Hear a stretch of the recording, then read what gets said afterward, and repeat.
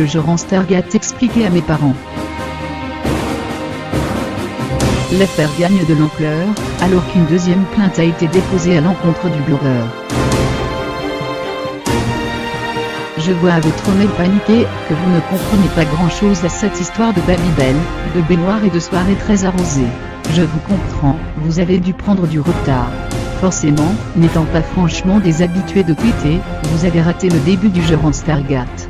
C'est là, sur ce réseau social, que l'affaire a débuté, lundi 15 janvier. Mais depuis, adieu les hashtags, ou plutôt les mots dièses, en bon français. L'affaire n'est plus virtuelle, elle se dirige vers les tribunaux. Avec, au cœur de toute cette histoire, ce fameux jeu Star, qui a construit sa notoriété sur les ragots, et les scandales entourant les starlets de la télé-réalité. Allez, accrochez-vous, dans 5 minutes vous aurez tout compris. Mais qui est donc ce jeu Star ? Vous le connaissez à peine, mais sachez que Joran Star était pourtant la personnalité la plus recherchée sur Google en 2016. Surtout connu au départ pour avoir fait la bise à Paris Hilton, ou pour avoir raconté sa vie dans Tellement Vrai, l'émission de confession trash de Énergie 12, il est devenu une star des réseaux sociaux. Jérémy Giscon, c'est son vrai nom, a près de 2 millions d'abonnés sur Twitter. À 31 ans, ce serait même, d'après son site internet, le numéro 1 des Snapchatters en France.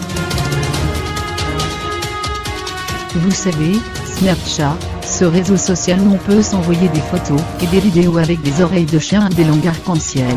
Croyez-le ou non, mais rien que sur cette plateforme, Joran Star assure pouvoir gagner jusqu'à 80 000 € par jour. Tout ça grâce à de juteux partenariats avec des marques. Car Joran Star ne s'en cache pas, c'est un businessman. Son fonds de commerce ? Les révélations plus ou moins scandaleuses sur les candidats de télé-réalité grâce à ses sites Joran Star FR et Gossip FR. Ce parasite médiatique, comme il se définit lui-même, est aussi très suivi sur sa chaîne YouTube, où il met littéralement à nu les candidats de Secret Story, La Villa des Cœurs Brisés, Les Princes de l'Amour et consorts. Mais si, vous savez, ces émissions qui passent sur W9, NT1 ou Énergie 12. Sa baignoire est devenue un passage obligé pour eux, ces interviews faisant plus de vues que les émissions dont ils parlent, souligne Libération. Jugez plutôt.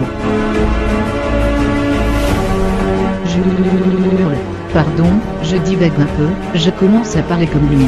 Vous vous dites qu'il est plutôt direct, ce type, voire carrément vulgaire. C'est justement pour ses blagues osées et son ton souvent méprisant, voire misogyne, d'après Libération, qu'il est apprécié par ces jeunes femmes, des filles en majorité, qui suivent ses faits et gestes. Mais depuis septembre 2017, Joran Star a quitté sa baignoire. Vous l'avez peut-être vu sur C8, dans l'émission de Thierry Ardisson, Les Terriens du dimanche. Imaginez, le spécialiste de la télé-réalité sur le même plateau que Franz-Olivier Gisbert, le patron du Point, votre hebdo préféré. Ça le change des candidats des anges. Autant dire que tout semblait lui sourire, jusqu'à il y a quelques jours. Voilà ce que l'on lui reproche.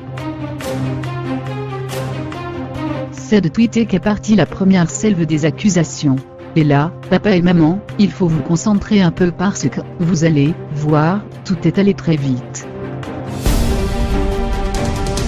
Joran Star aurait volé un scoop à un certain Kebab, un blogueur de 19 ans, lui aussi adepte de Snapchat.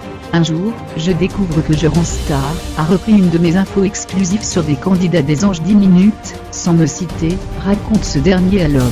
J'essaie de contacter Jérémy, qui m'ignore, et me bloque. Je me suis senti humilié.